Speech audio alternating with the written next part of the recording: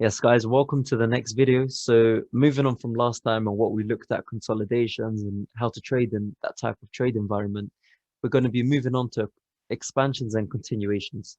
So this is going to be a brief lesson because it's kind of what we already know about trading in a bullish and a bearish structure.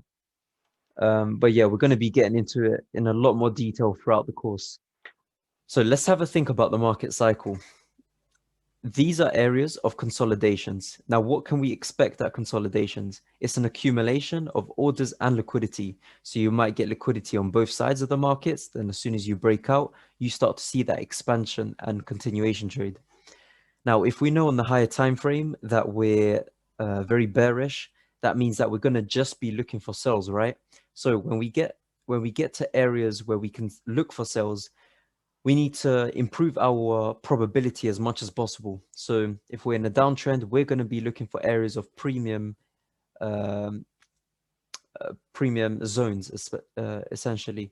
So when we get there, you get that bit of consolidation. And as soon as you see that break of structure out, and it's got to be a clean break, not a liquidity grab as we've explored previously.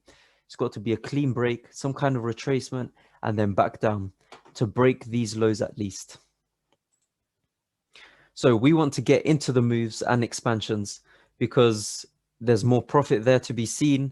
And of course, it's faster moving away from your break-even point. And that's exactly what we want. We don't want price to be hovering around our entry for too long because that will give us a lower conviction that our trade is actually going to succeed.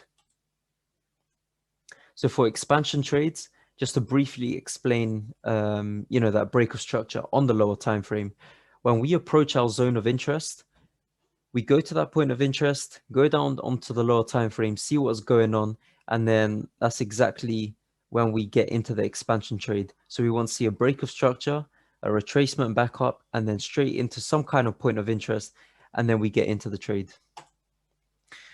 So throughout this course, there's going to be a lot more in-depth lessons in the price action, the types of setups that we actually want to see, in expansion trades and continuation trades.